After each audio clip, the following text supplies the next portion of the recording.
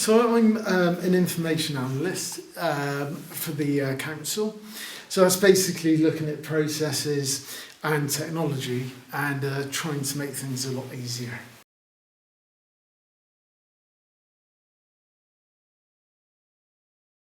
Well, I mean, there's been loads. I mean, for example, I started coming to site in September 2017. There were a couple of things that just didn't ring completely true with me, so I thought it was almost kind of like the place was reaching out and saying, can you look into this, please? So this was kind of the whole idea. So I did, and you know, here we are, all these years on, and it's still going strong. So you know, the research is basically anything from looking at the location, various aspects of that, the structure, through to the actual personal element. So you're looking at the staff and the prisoner element, but it's also about recording that and making sure everything's indexed correctly.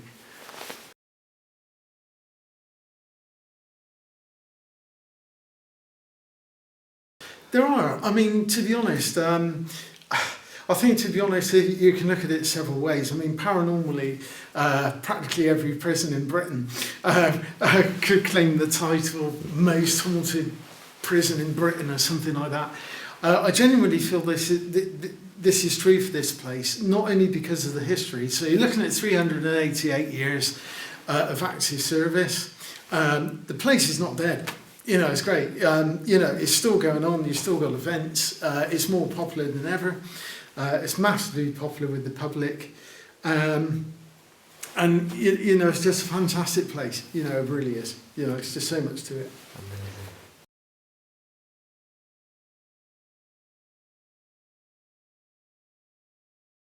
I have, yeah. So I've had a couple of things.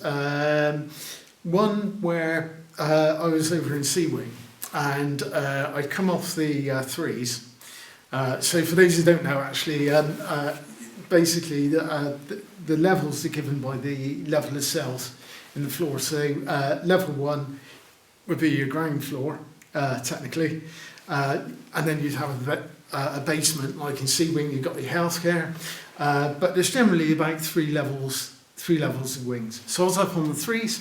I come down, walking across the gallery, about to come down to the ones.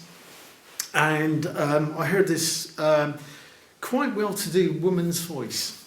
And I knew there were not many people on site that particular day. So I ran straight back to the ticket office.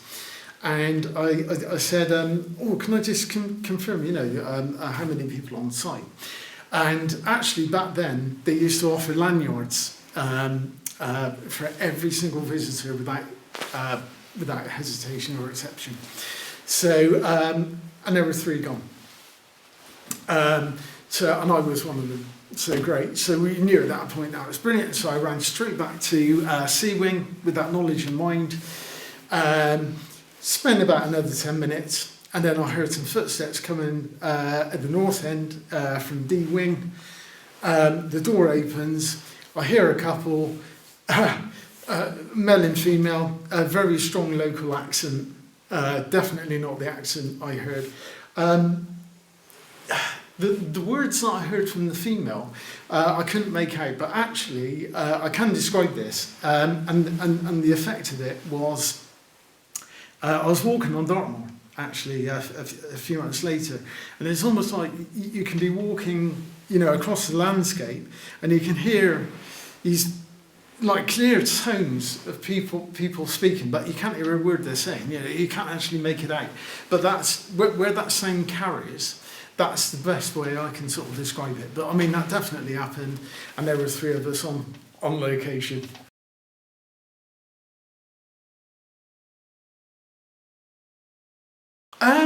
I began to realise, I mean, it is the most craziest concept ever. If you'd have gone back like I did back to 2018, May, and you know, I was being interviewed for Paranormal Lockdown, and if anybody would have said to me at the time, you know, this is the most crazy thing, you know, my predecessors already written 2 books which span about 500 to 600 pages.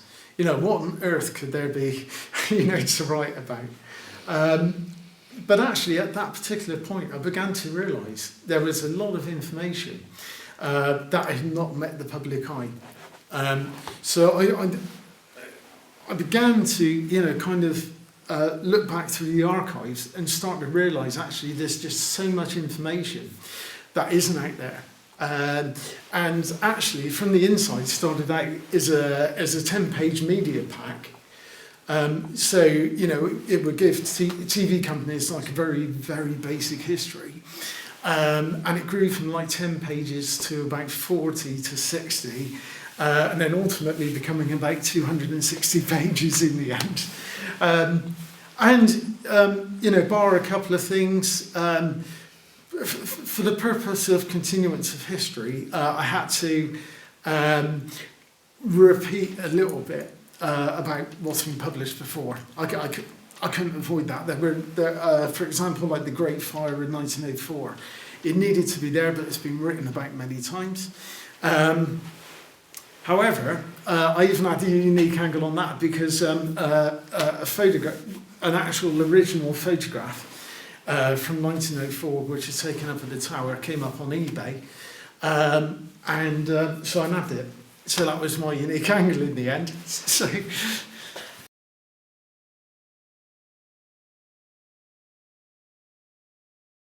I have, and I tell you what, it gives you that living history.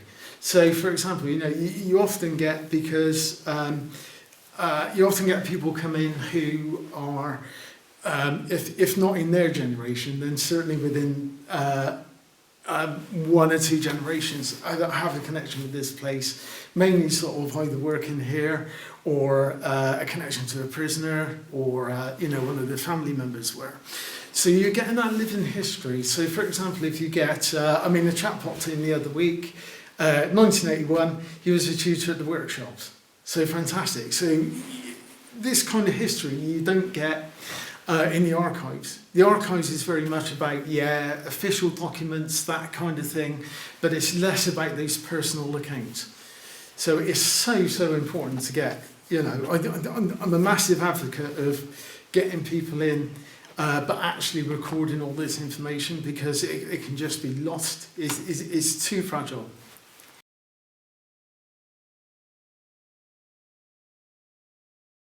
I'm setting up something called Quantum Labs. So Quantum Labs is just basically looking at the past and bringing it into the future. So how do you make history trendy? You can blast copious amounts of documents at people and say, right, here's a book, here's that. The general public are going to look at that and think, oh my God, this is a bit boring or a bit deep, isn't it?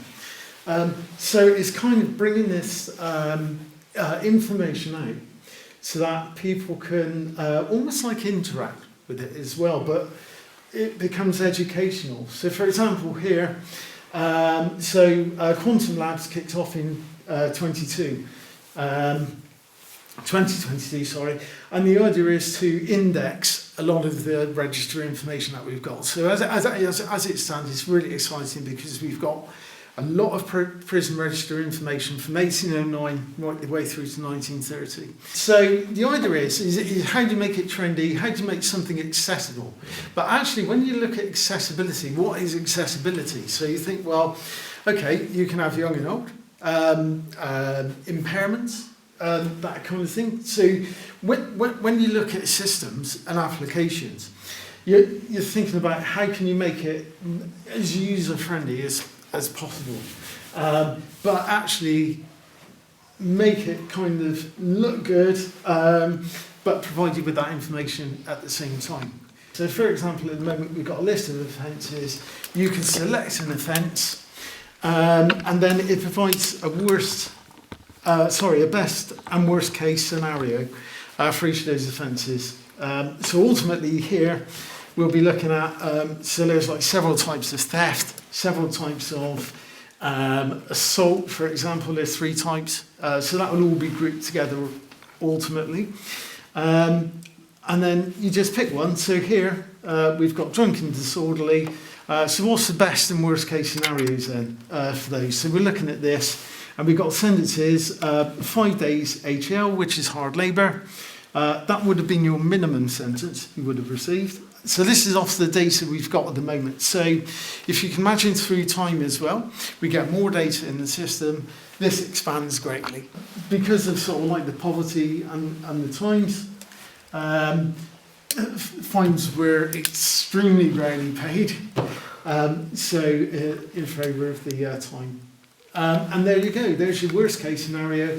So you're looking at 6 calendar months hard labour. Now that seems excessive, doesn't it, for a drunk and disorderly? I mean, surely, that does sound a bit, 5 is okay, but not that. So the reason behind it, actually, is because this particular chap, a guy called Arthur Firth, so he was in 1901 court-martial, actually, as part of the Second Anglo-Boer War. So the military offences could be about 2 or 3 times worse than what a typical civilian offence would be. So that's why this poor chap got 6 months for the privilege of, being drunk and disorderly out on the town. And the town in question, I'm not sure if I've recorded that, but this would have been in South Africa. And remarkably, he would have been brought back from South Africa to Shepton Mallet Prison for a few, generally either those calendar months, or he would have stayed here for a few days and then escorted back to barracks. It's amazing, isn't it, to think, 1,000 miles south, all the way. You've done a bit of fighting in the war. You're brought back north up here, and then dishonourable discharge. This is an idea. So this links directly to the database. So the more data that I key into that, this thing will just expand automatically. So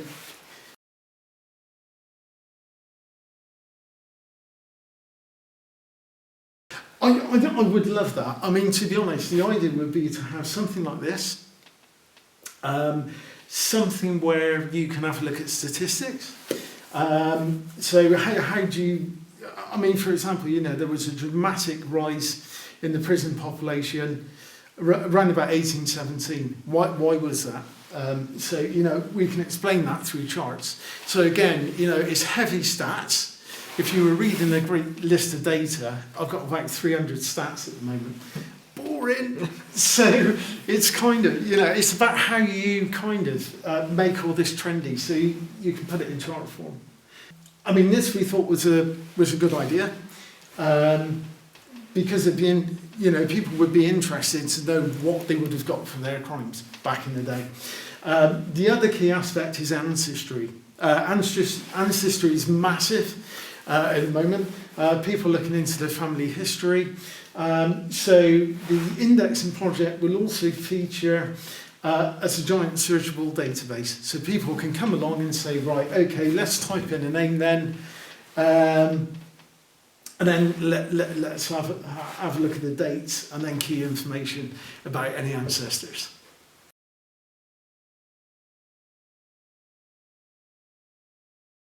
Yeah, I mean, to be honest, I'm up for anything. Really? So as I said to the staff, I said, there's only one thing you won't get me to do, and that's abseil off the workshops. But apart from that, I'm up for anything. I mean, since the launch from the inside, there's been, work on research for arts projects, through to, speaking to people literally. Can I also say as well, one of my key projects last year was to try and put Shepton on the international map. So a lot of people, you can almost drive past this place, blink and miss it. It's halfway down a hill in Shepton. It's very, very discreet location. So I can bet you almost place bets on this. If you spoke to any locals, they'd probably think, this place probably had a connection in the town only. At a push, they would probably say, okay, it might have covered Somerset then, but actually this is where it goes way, way beyond that concept, because we're looking at a massive international site of international significance. So the big project actually for the year was trying to piece together how do you actually portray this information that goes beyond Somerset. So there were two concepts. The first one is to look at create a British map, and that was to look at prisoner birthplaces. So from that, you know, you can see people, you got as far and wide as like Guernsey, Limerick in Ireland, all the way through to like London, Norfolk, and right up to like Aberdeen, places like that. So, you know, there's several pins in this map. So it gives people an idea, actually, they weren't all locals, a prisoner. So this is great. So that proves that point. The second point was to go the stage further, and how does that relate? What are the connections on an international level? So this is kind of looking at not just birthplaces, but actually looking at court-martials, and also like transportation, taking that into the mix as well. So of course, you know, that ultimately opens out places such as Tasmania, Fremantle, and then we've got the American occupation 42 to 45. So what I decided to do there to expand on that is actually to put as many as the American executed prisoners, their actual birthplaces, on the map as well. So that's been achieved. And it's just been incredible. So, you know, your Boer War, Second Anglo, you're looking at court-martials in South Africa. So again, amazing to think, isn't it? You know, you're getting soldiers court-martialed in South Africa and then being brought back here, and then being whizzed back off to their barracks and then being discharged. Or even worse, you know, possibly being shot for like desertion. It was a whole number of things, number of offences. So yeah, I mean, we completed the map the other week, quite literally a couple of weeks back, and there was a nice cherry on the cupcake in the end, and that was finding somebody from Mauritius. Which makes the pin look rather interesting because it looks like right in the middle of the sea. But yeah, so this is great. And the Mauritius connection, we were literally at war with Afghanistan between 1878 and 1880. So I often say to people when we come in, if you could, any major campaign you can think about, the last 200 years particularly, this place has got a connection with it. So you're looking at Crimea, Waterloo, you name it, massive connections.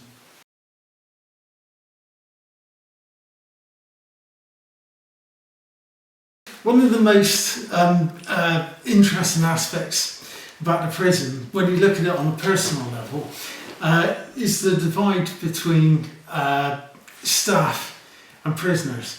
If you get any visitor that comes in, they can automatically lash onto the prisoner aspect. What do people do? It's what you would call, for want of a better term, like morbid fascination or curiosity. We've all got it. It's one of those things. But the thing is, what becomes more interesting is the fact that staff are generally less recorded than the prisoner population. So this can be corroborated, if you like, with National Archives in Kew, who will also say the same thing. For some funny reason, record books on staff are an absolute nightmare. Shepton's got the grand total, in 388 years, of one, which is dating from about 1930. So it's absolutely crazy, isn't it? And of course, the other disadvantage that brings, the female prison closed on the 2nd of December 1918. So you're only looking at male staff anyway. So what's become a bit more obvious and apparent is this need to connect to the staff. And what came out back in May or June this year, we had a request from a visitor, and he basically said, yeah, his ancestor, a lady called Emily Gasser, left the prison service and left Shepton Mallet Prison in 1893 to get married. What information have we got? So, of course, with that in mind, what I've already said about National Archives, nightmare finding staff information, we've absolutely zilch. So we got nothing at all. So it was a bit tricky, but we pieced a little bit of information together on ancestry. And as the conversation developed, I found out that this descendant actually had the leaving gift that Emily was handed when all those years ago, back in 1893. So, and it was an incredible cruet, or like salt container, if you like, little pots and containers. Beautiful, absolutely beautiful. And it was etched on the front, about Shepton Mallet Prison, the date, fantastic. So this chap very kindly donated a photograph, high resolution, which I got framed, and is now on site. But it led to more of a fascination. We kind of fast forwarded to July the 17th of this year, and some of the experiments, I mean, sometimes paranormally you let things flow, but there is an element of, because you're trying to connect to the people, you have to throw things out there to, try and encourage, like spirits to come forward. So the whole idea was I thought, my throwing it out there was literally sort of throwing it out there to Emily and the staff to see if we could get this other angle this time around. So, as always, at a night behind bars, I do a grinding session which usually lasts about 10 to 15 minutes. Basically, it's a big respect thing. It's also a protection for ourselves and, of course, anybody else on site during the evening, any sensitives. But it's a way to, embrace a space and then open that connection between the real world and the dimension beyond. That's the way of doing it. So I do that. So I spent a quarter of an hour doing that, and then started recording the session on a voice recorder. So that voice recorder kicked off around about midnight, and started off with a tour, which is one of the things that generally happens during the night behind bars events. Kicks off, set the scene, all that kind of stuff, and give the atmosphere. That ended, and I went straight into cell C4, and then started asking some questions. So all of this perfectly recorded. The place is in silence. I had a good look round before I entered the cell. There was nobody around. It's pitch darkness. You would have needed a torch. You would have been suicidal if you didn't have a torch going around that place. That's on the night. And then I closed the door, made sure the flap of the cell was open so I could see any, torchlight, anybody walking through. Close the door. That door in that particular cell, it closes extremely tight. It's got brushing around the edges, so it becomes actually very, very muffled when you're in that cell. So I shut myself in, ask a load of questions. I'm doing a pendulum experiment, which is can be quite painful because it's quite linear, yes, no kind of answers, that sort of stuff. And when you don't get yes, no, it's process of elimination. So if you want to get ages, you have to go, through all the gamut of, you work out even numbers, that kind of stuff, and you can work things out that way. So I tried that, and I was just sat there, so I was right in the middle of the room, practically, sat on the edge of the bed. I couldn't touch the door. The only objects I could touch were the bed and or I could have tapped on the floor if I wanted to. That was my only options. And so I'm asking out. Suddenly I go silent, and then there's 5 taps on the cell door.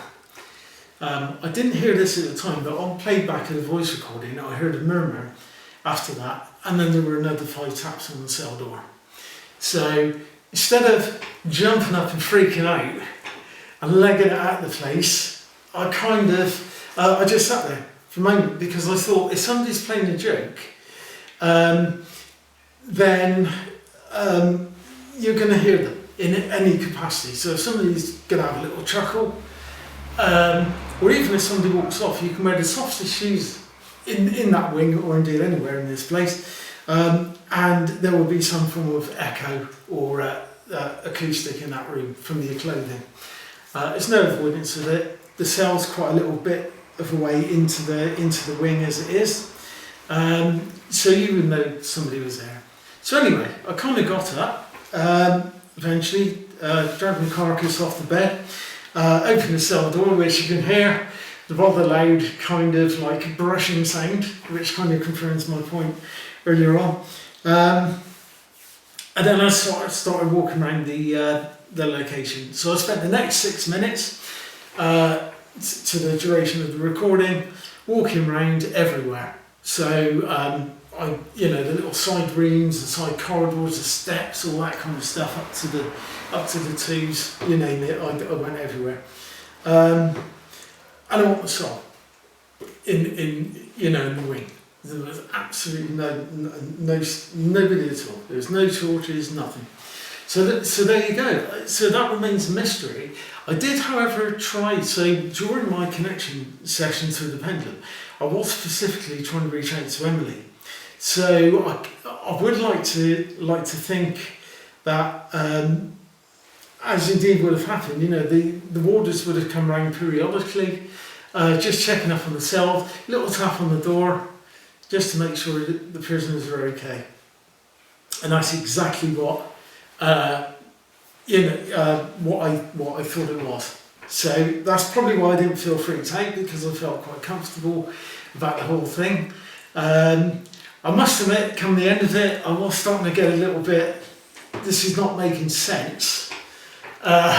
So I think, if fear is a contagion, then it started getting to me right at the end of that recording session, and I felt that I needed to get out, because I couldn't work it out.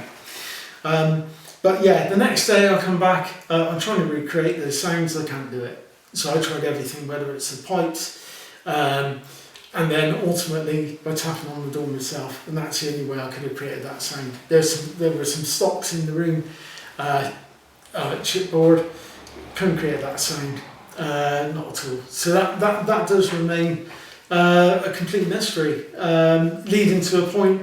There was somebody on duty that night. I caught up with her a couple of weeks later. I said, look, would that have been you? And she said, no, that was good enough for me. So I got to a stage where I just couldn't debunk it anymore. That was, it's definitely the one for the unexplained pile. In turn, the arts event, the prison residencies project, which happened in September, my story really touched the curator, and the curator actually became Emily, sort of, for the duration of the residency here. So I was quite touched by that.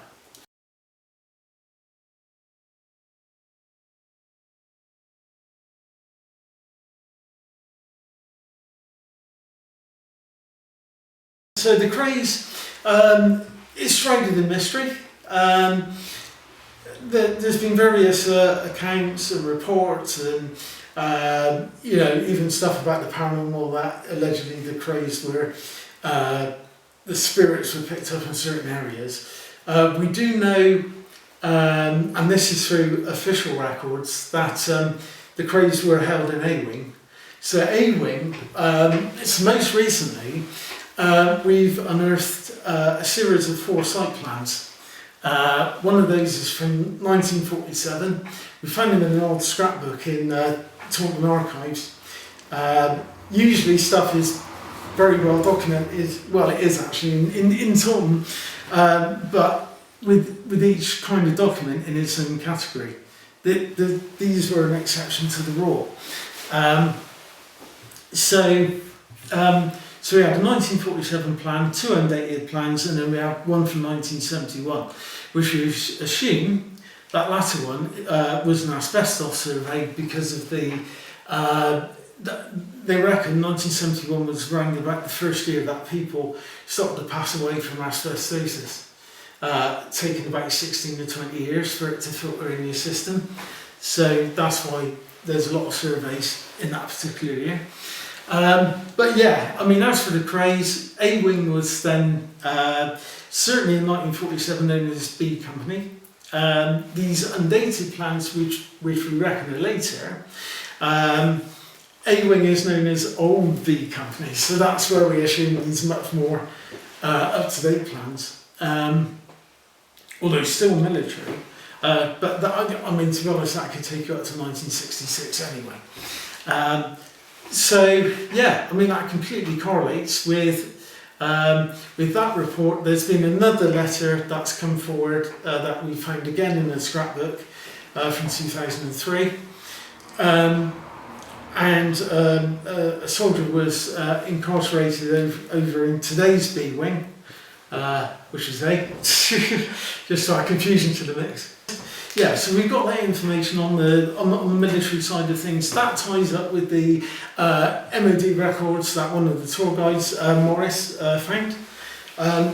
Ties up beautifully, so this is great. The Krays are a sensation, it goes without saying. There's probably been more films and status quo concerts over the years.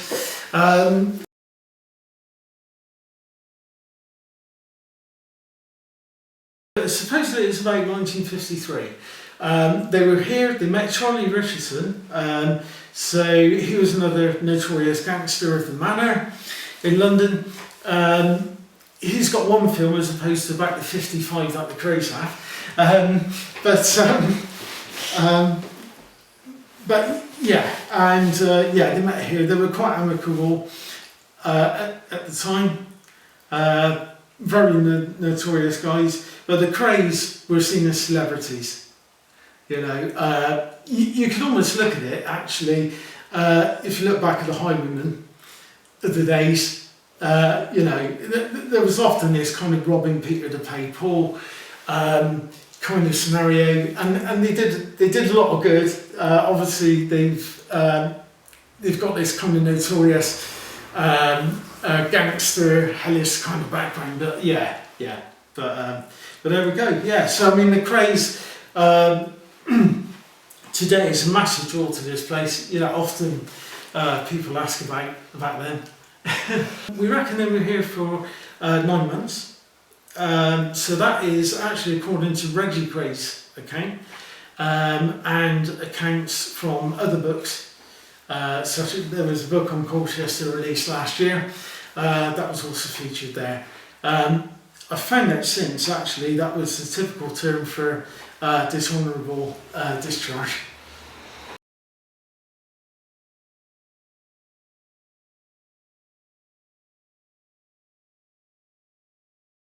Yeah, and I think, to be honest, what have we got to blame for that? As a lot of things in society, media. So this is a problem. So where the media helps to bring awareness to a particular subject, what if it's not right, or things are not actually correct, or things are being fabricated, which happens a lot, or you get a team that are too paranormal. This is a problem. People almost do. You've only got to look at a Yahoo post about the weather, like I did yesterday, and somebody has said, right, okay, we predict there's going to be snow in probably 2 weeks' time. Which, yeah, I could have written that, to be quite honest. But actually, what makes me laugh is the amount of people who actually comment on those, and you think, well, actually, even though these people are complaining that this is a complete waste of time, the fact is they're actually making a comment which is actually boosting the numbers. So actually, the only person that wins are the media in the first place. So whoever's put that post up is rubbing his hands because he's got like X amount of hundreds of flipping likes. So yeah, and this becomes a problem. People are can be quite easily led. Definitely by what we see on screen. We've seen it in the past, many shows. Most wanted this, most wanted that. People have come onto location. And what's difficult is people will take away from the investigations what you see on screen. So if you get a well-known presenter whizzing around the most haunted castle in Scotland, and they go around with dowsing rods, the fact is if they're walking around with those dowsing rods or actually doing a Ouija board experiment on a table with casters on it, then that may rub off, potentially rub off on the public. We've seen that happen ourselves, during some public events where people have come along and have kind of replicated that. One of the most classic has been with dowsing rods in a pub, walking up to a light socket and then saying, "Oh look, they're starting, these things are starting to cross over these rods." So yeah, it's nothing to do about energy then. So that's it. Yeah. So I think in answer to your question, there is, and it's not just to do with the paranormal. It's in all aspects of life, but there's a huge media, and people follow the media.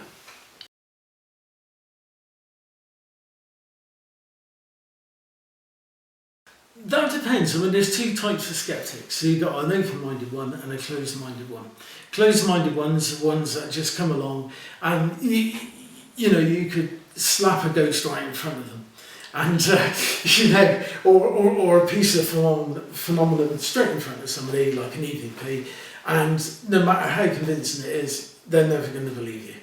So that's why the subject is so important. If you're going to be skeptical, which is healthy,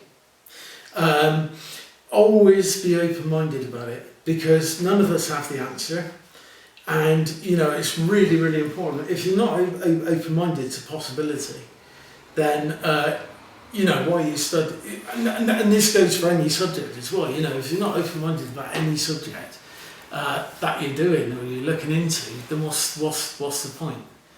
Open-mindedness. On the other hand as well, I tell you what, for those who are, I've often seen as well that the paranormal world can